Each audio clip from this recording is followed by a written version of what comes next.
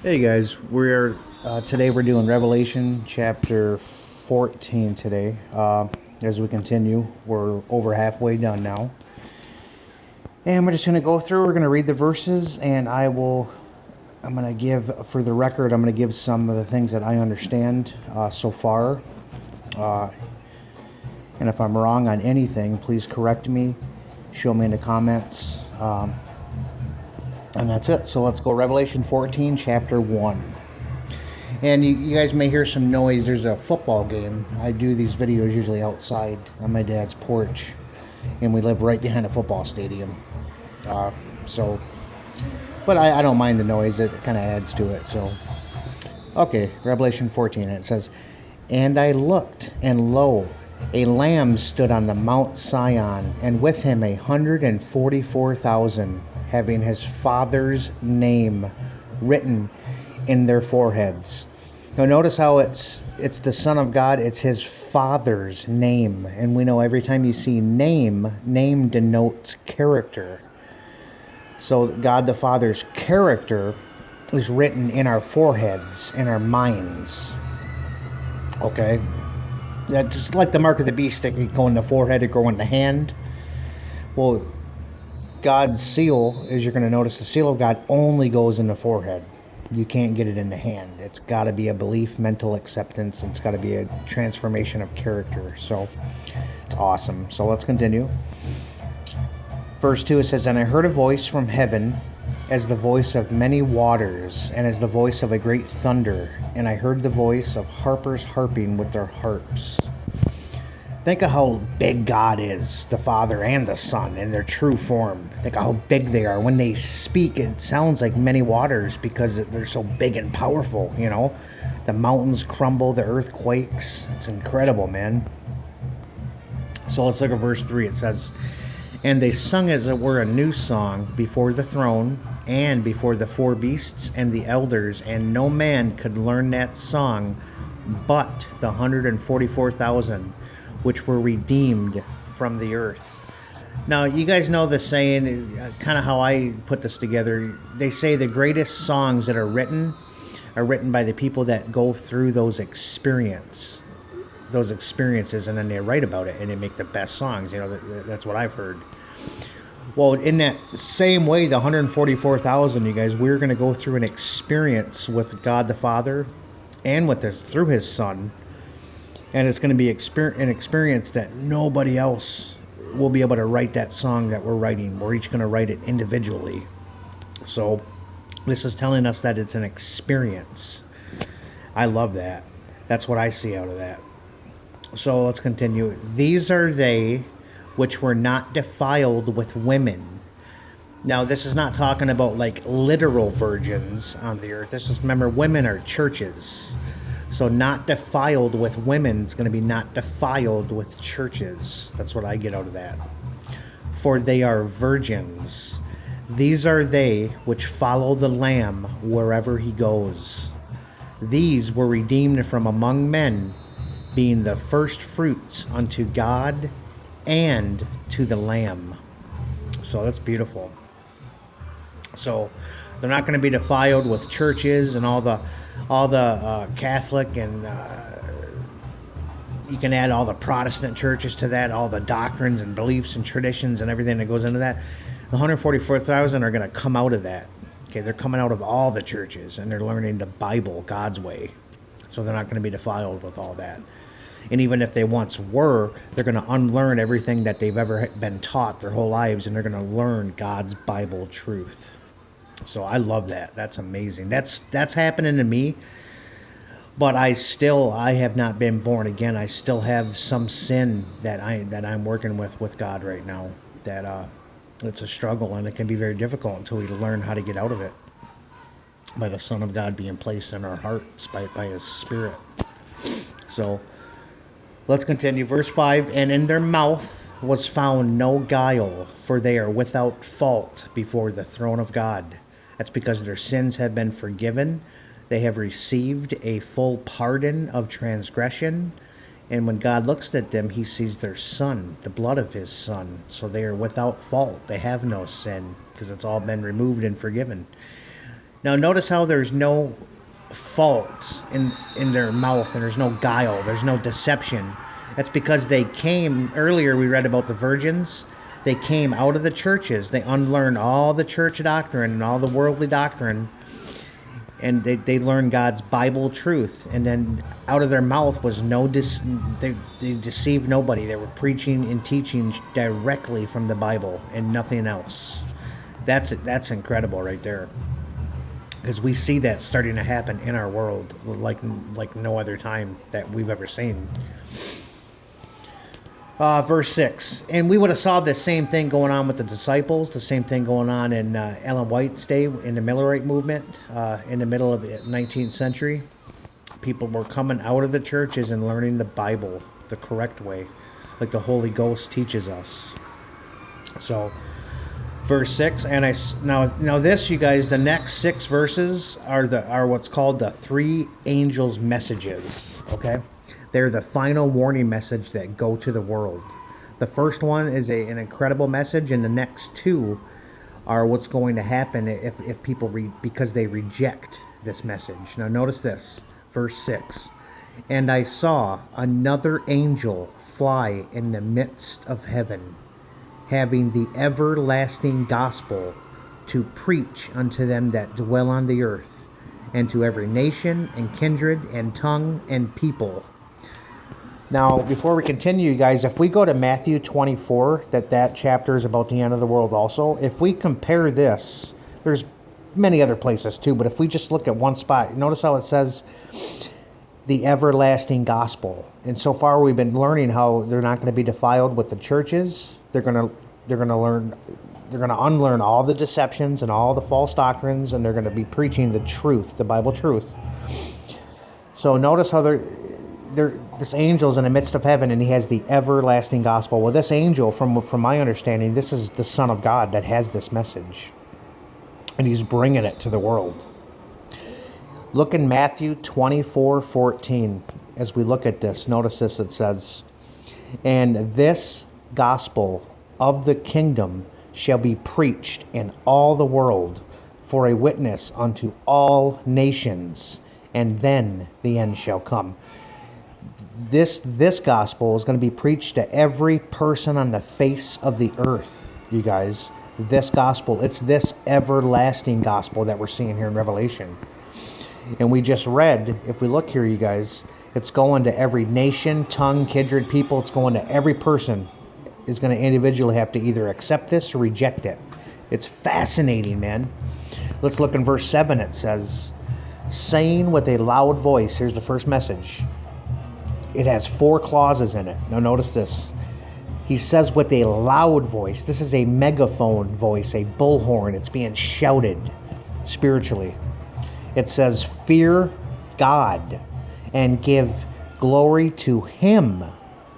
Okay, that's a single person. It's not talking about 3. Okay, or 2. It's talking about 1. Notice this, for the hour of his judgment is come, and worship him that made heaven and earth and the sea and the fountains of waters. Now the end of that verse, that points us directly to the 4th commandment, which is to keep the Sabbath holy, which that is a huge part of this. But you guys, this is talking about God the Father, to worship God the Father. And how do we do that? We do that through his Son. This message is not calling us to worship Jesus Christ, even though he is to receive our worship, you see.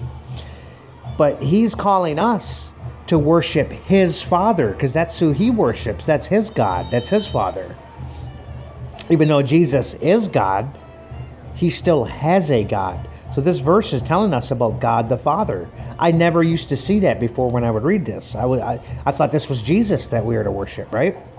But this verse right here, it's telling us, because notice how it says the hour of his judgment is come. Now we know Jesus is our mediator. Christ is our go-between. Okay, he's the only way we talk to the Father. It's through him. There's no other way. Jesus is the way, the truth, and the life. Nobody goes to the Father except through him. And it's the Father's judgment. Jesus is standing in our place as our representative, as our lawyer.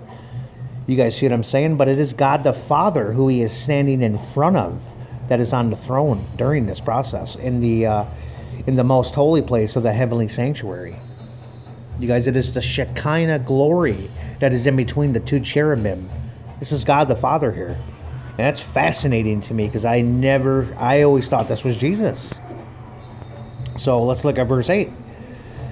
And it says, and there followed another angel. This is the second message. Notice this. It says, saying, Babylon is fallen, that great city, because she made all nations drink of the wine of the wrath of her fornication. This is speaking about a church. Okay, it's her. Okay, it's Babylon is fallen. Okay, she made all nations be deceived by the wine, the teachings, the practices, the false doctrines of her teachings. This is the Roman Catholic Church that it's speaking about here. That little church that came out of Rome and is now all around the world, and all the Protestant churches and many other churches believe their beliefs. And many, I mean, there's hundreds, if not thousands, of these false doctrines that are not in the Bible. So this is talking about the Roman Catholic Church and every church and organization that is connected with them through belief or through anything. So that's fascinating to me. And notice what God tells us. He says, because she made all nations drink of the wine of her fornication. Because she mingles church and state. You guys, she did this in the Dark Ages, and she's been trying ever since. And that's how the world ends. She, in a sense, she commits adultery. She cheats on the Son of God. With who? With the king, with other men, with the kings of the earth. Because she uses the kings of the earth and all the Protestant churches, her harlot daughters, for their power and influence so that she can rule through them using their power. And it's incredible. It's absolutely incredible. And this is not against any Catholics or Protestants. No, this is the individual system that we're dealing with here, you guys. So that's incredible. Let's look at verse 9. It says, and the third angel followed them. This is the final message, you guys, for this morning. This three-prong warning system. God is letting us know what's going to happen. He says, the third angel followed and said with a loud voice. It's a megaphone. Because if we look at the Greek word for loud, notice what it is. It's the Greek word megas. This is where we get megaphone, megastar. Okay, so it's a mega. And look at voice. The Greek word for voice is it's right here. It is the Greek word phone. It's phone. It's where we get our word telephone. It just means voice. So it's megaphone. See, it's a megaphone being shouted in the heavens. And notice what it says, you guys. If any individual that's alive on the earth does this, okay? If any man worship the beast and his image and receive his mark in his forehead or in his right hand, or in his hand. We're going to come back to this in a minute. The same, whoever does this, the same shall drink of the wine of the wrath of God, which is poured out without mixture into the cup of his indignation, his wrath, and he shall be tormented with fire and brimstone in the presence of the holy angels and in the presence of the Lamb. Now this right here is talking about second death, okay? Because these same people are going to die at his second coming, okay? But the second death is going to be tormented with fire in the presence of the holy angels and in the presence of the Son of God. Okay, so I believe this one here is talking about the second death.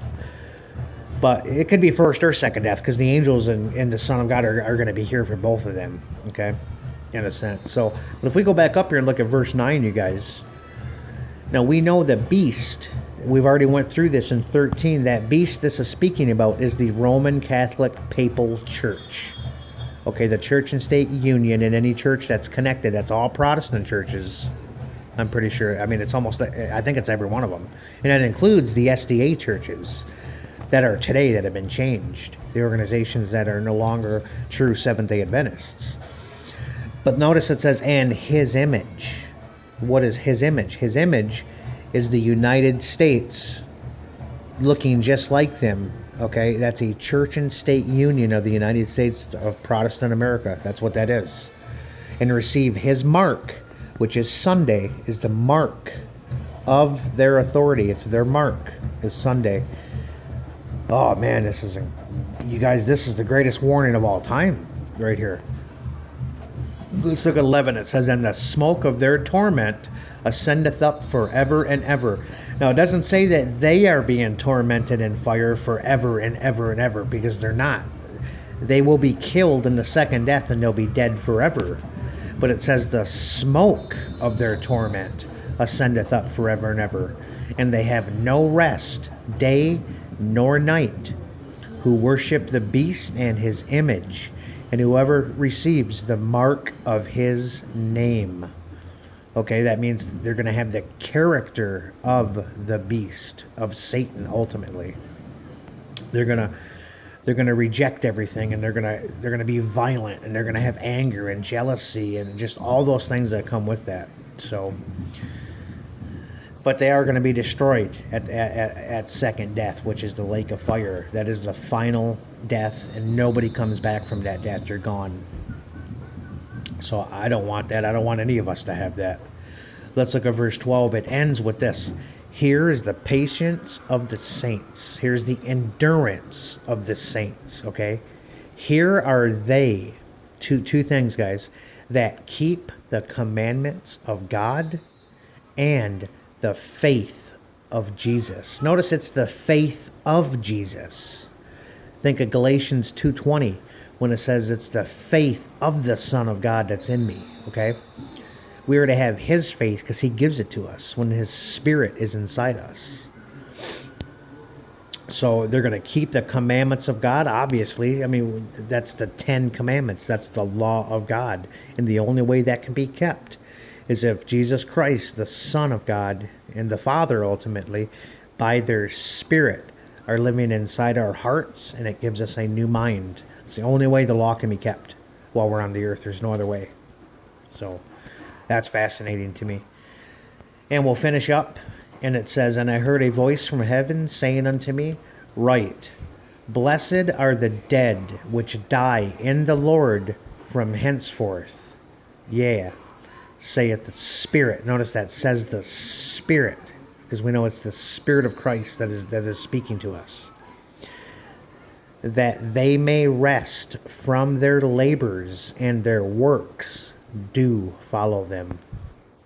And I looked, and behold, a white cloud, and upon the cloud one sat like unto the Son of Man, having on his head a golden crown, and in his hand a sharp sickle. And another angel came out of the temple, crying with a loud voice to him that sat on the cloud, thrust in thy sickle, and reap, for the time is come for thee to reap, for the harvest of the earth is ripe. This is the second coming, you guys. And he that sat on the cloud thrust in his sickle on the earth, and the earth was reaped. Now this is the Son of God reaping the earth, you guys. This is the second coming. Notice this, and another angel came out of the temple. Notice these angels are coming out of the most holy place, which is in heaven. He also having a sharp sickle. And another angel came out from the altar. This would be the altar of incense, I believe, in the holy place, which had power over fire. This would make sense because the incense would be burning. There'd be fire there, right? Which had power over fire, and cried with a loud voice. With a loud cry. This is the loud cry. To him that had the sharp sickle, saying, thrust in thy sharp sickle, and gather the clusters of the vine of the earth, for her grapes are fully ripe. This is everybody is settled into their final decision, you guys. Mark of the beast or the seal of God, okay? And the angel thrust in his sickle into the earth, and gathered the vine of the earth, and cast it into the great winepress of the wrath of God. Now this is the wicked. This is not God's people right here, because they're cast into the winepress. And think about it. This is why Jesus would have his vesture dipped in blood, because it's enemy's blood splattered all over him, because the winepress is crushed in all those grapes, which are the wicked, and I don't want that to be me. And it is. It has been me my whole life. I don't want that. I don't want that for. And I don't want this for my worst enemy, you guys. We got to love everybody, man. So verse 20, it says, and the winepress was trodden without the city, so outside the city. This is on the earth, this is happening. And blood came out of the winepress, even unto the horse bridles, by the space of 1,600 furlongs. Now that reminds me of the literal Jezebel, when she was killed. I forget their names, but I think it was Jehu. And what had happened was they threw her down and killed her, and then the horses trampled her, and some of the blood splattered onto the horse bridles, or onto the, I believe it was the horses. That's what that reminds me of right there. So, and we know Jezebel, the Roman Catholic Church, and that whole system, it's spiritually Jezebel for our day. So that's incredible, you guys. So that is an amazing chapter, and there's so much more to go deep into those things. I just wanted to read and kind of give a rough study of this, so that I can have this online if I need to go over things with myself and show anybody. So, well, thank you guys. That's it for this one. We'll call it good, and I will be back with my next video soon. So God bless you guys, and we'll see you next time.